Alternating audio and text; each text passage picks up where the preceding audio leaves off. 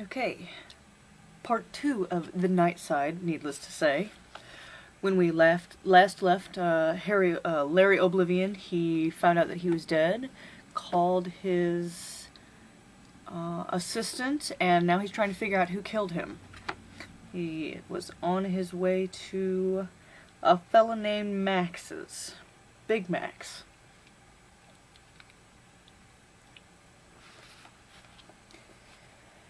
Max's place wasn't far. He holed up in an upmarket cocktail bar called the Spider's Web. Word is he used to work there once, and that he had his old boss killed when he took it over, then had the man stuffed and mounted and put on display. Max never left the place anymore, and held court there from behind more layers of protection than some presidents can boast. The big man had a lot of enemies, and he gloried in it. Along the way I kept getting quick flashes of déjà vu, brief glimpses of my dream of running through the rain. Except I was pretty sure by now that it wasn't a dream, but a memory. I could feel the desperation as I ran, pursued by something without a face. The only entrance to the Spider's Web was covered by two large gentlemen with shoulder holsters, and several layers of defensive magics. I knew about the magics because a client had once hired me to find out exactly what Max was using. Come to think of it, no one had seen that client for some time. I murmured to Maggie to hang on to my arm, then drew my wand and activated it. It shone with a brilliant light, too bright to look at, and all around us the world seemed to slow down and become flat and unreal. The roar of the traffic shut off and the neon stopped flickering. Maggie and I were outside time. We walked between the two bodyguards. They didn't even see us. I could feel the defensive magic straining, reaching out, unable to touch us. We walked on through the club, threading our way through the frozen crowds, deeper and deeper into the lair of the beast. There were things going on that sickened even me, but I didn't have time to stop and do anything. I only had one shot at this. Maggie held my arm tightly. It would probably have hurt if I'd still been alive. "Well," she said, trying for a light tone and not even coming close. "A genuine wand of the fairy. That explains a lot of things. It always helps to have an unexpected edge.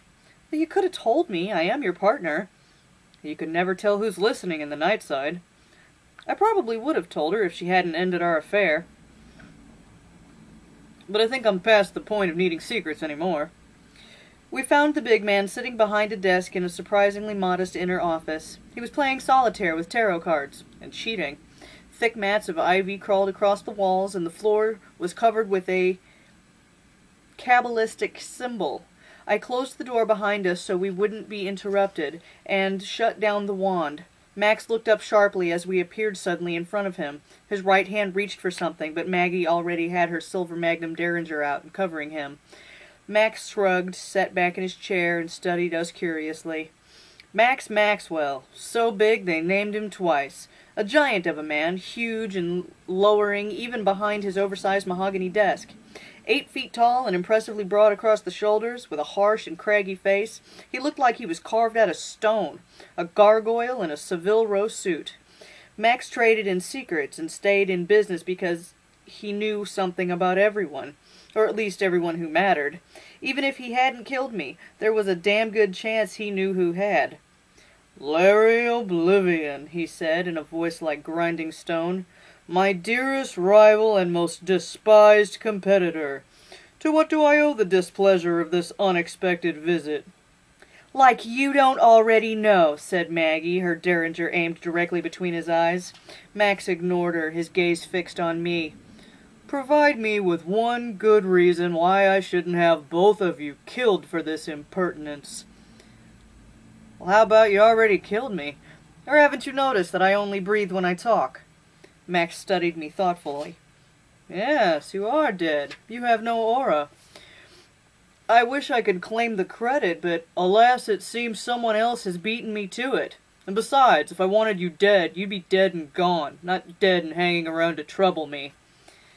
"He's right," I said to Maggie. "Max is famous for never leaving loose ends." "You want me to kill him anyway?" said Maggie. "Nah. Tell me, Max, if you didn't kill me, who did?" "I haven't the faintest idea," said Max, smiling slowly, revealing gray teeth behind the gray lips.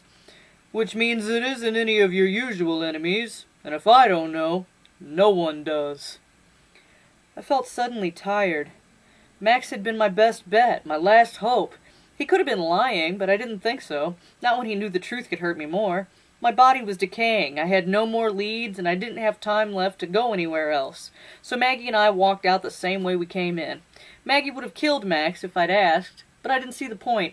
Feuds and vendettas are for the living. When you're dead, you just can't be bothered with the small shit. Maggie took me back to her place. I needed time out to sit and think. I was close to despair. I didn't have enough time left to investigate all the enemies I'd made in my personal and professional life. A disturbing and depressing thought for someone facing eternity. So many enemies. So few friends. I sat on Maggie's couch and looked fondly at her as she made us some coffee.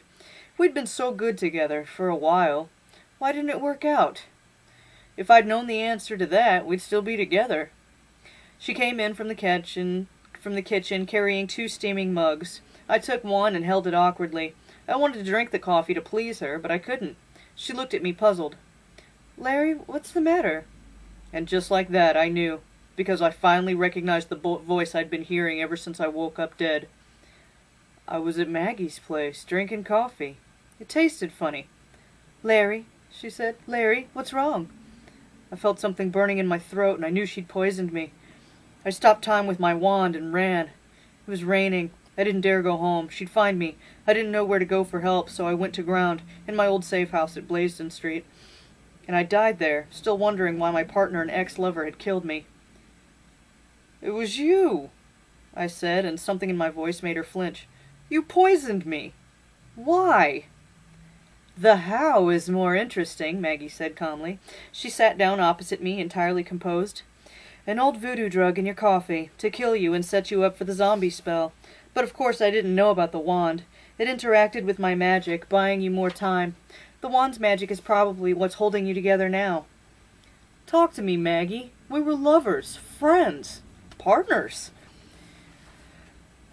"The last one is the only one that matters." She blew on her coffee and sipped it cautiously. "I wanted our business. All of it. I was tired of being the junior partner, especially when I did most of the work. But you had the name and the reputation and the contacts. I didn't see why I should have to go on sharing my money with you. I was the brains in our partnership, and you were only the muscle. You can always hire muscle, and I was bored with you. Our affair was fun, and it got me through the partnership I wanted, but Larry, darling, while you might have been adequate in bed, you were just so damned dull out of it." "I couldn't split up the business. I needed the cachet your name brings. And I couldn't simply have you killed, because under the terms of your will, your ex would inherit your half of the business. And I really didn't see why I should have to go to all the trouble and expense of buying her out. So I got out my old books and put together a neat little package of poisons and voodoo magics. As a zombie under my control, you would have made and signed a new will, leaving everything to me. Then I'd dispose of your body. But clearly I didn't put enough sugar in your coffee. Or maybe you saw something in my face at the last. Either way, the damned secret wand of yours let you escape to a safe house I didn't even know that we had anymore. You had no idea how surprised I was when you rang me 3 days later." "Why didn't you remember? The poison, the spells, the trauma? Or maybe you just didn't want to believe your old sweetie could have a mind of her own and the guts to go after what she wanted." "So why point me at Max?" I said numbly. "To use up what time you've got left, and there was always the chance that you'd take each other out and leave the field even more open for me." "How could you do this? I loved you, Maggie." "That's sweet, Larry, but a girl's gotta live." She put aside her coffee, stood up, and looked down at me, frowning slightly as though considering a necessary but distasteful task. "But it's not too late to put things right. I made you what you are, and I can unmake you." She pulled a silver dagger out of her sleeve. The leaf-shaped blade was covered with runes and sigils. "Just lie back and accept it, Larry. You don't want to go on as you are, do you? I'll cut the consciousness right out of you, and then you won't care anymore. You'll sign the necessary papers like a good little zombie, and I'll put your body to rest. It's been fun, Larry. Don't spoil it." She came at me with the dagger while she was still talking, expecting to catch me off guard. I activated my wand, and time crashed to a halt.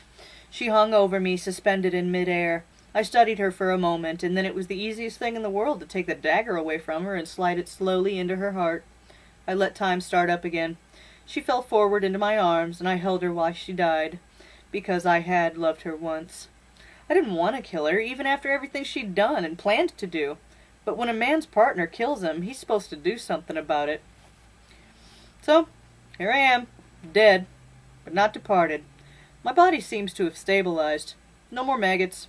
Presumably the wand interacted with the voodoo spell magics. I never really understood that stuff. I don't know how much longer I've got, but then, who does? Maybe I'll have new business cards made up. Larry Oblivion, Deceased Detective, The Post-Mortem Private Eye. I still have my work, and I needed to do some good to balance all the bad I'd done while I was alive. The hereafter's a lot closer than it used to be. Even when you're dead, there's no rest for the wicked.